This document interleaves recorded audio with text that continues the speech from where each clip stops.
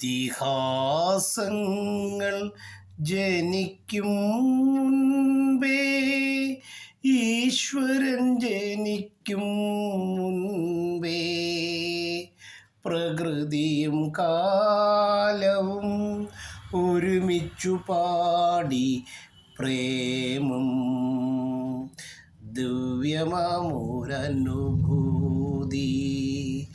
പ്രേമം പ്രേമം പ്രേമം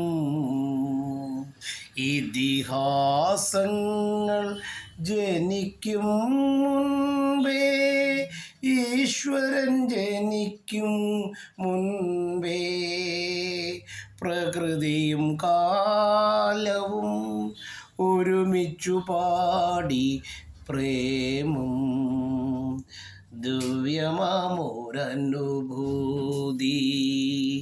പ്രേമം പ്രേമം പ്രേമം.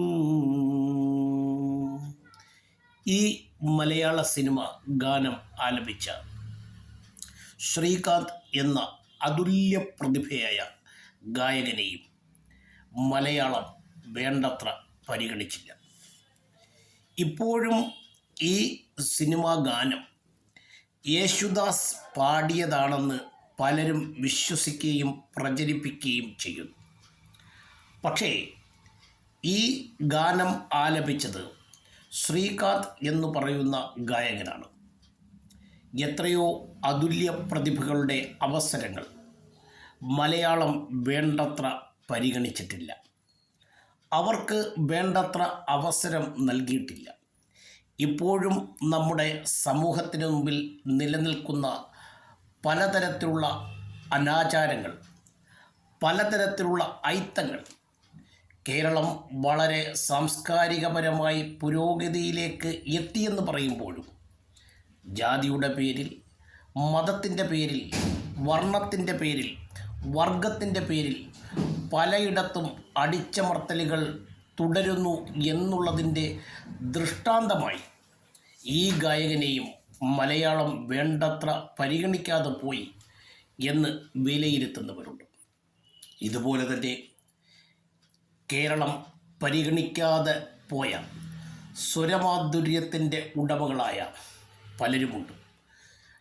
അവിടെ ഒക്കെ അവരെ പരിഗണിക്കേണ്ട രീതിയിൽ പരിഗണിച്ചിരുന്നുവെങ്കിൽ മലയാളത്തിൻ്റെ ഗാനശാഖ, ചലച്ചിത്ര ഗാനശാഖ കൂടുതൽ ഇമ്പമാകുമായിരുന്നു, കൂടുതൽ മഹനീയമാകുമായിരുന്നു.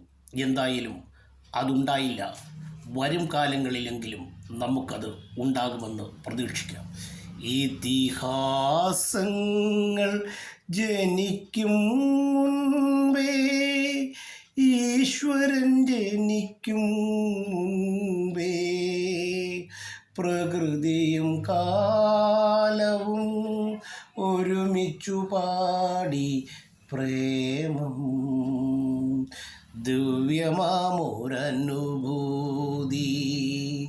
പ്രേമം പ്രേമം പ്രേമം. ഇത് മൂളാത്തവരായി, മന്ത്രിക്കാത്തവരായി, ഹൃത്തിലെങ്കിലും കുറിക്കപ്പെടാത്തവരായി മലയാളത്തിൽ ആരും ഉണ്ടാകുവാൻ സാധ്യതയില്ല. എന്തായാലും മലയാളത്തിന് പുതിയ ഒരു മാനം ഉണ്ടാകേണ്ടിയിരിക്കുന്നു. സാംസ്കാരിക പരമായി ജാതിക്കും മതത്തിനും വർണ്ണത്തിനും വർഗത്തിനും ഉപരിയായ ഒരു സംസ്കാരം അതുണ്ടാകുമെന്ന് നമുക്ക് പ്രതീക്ഷിക്കാം.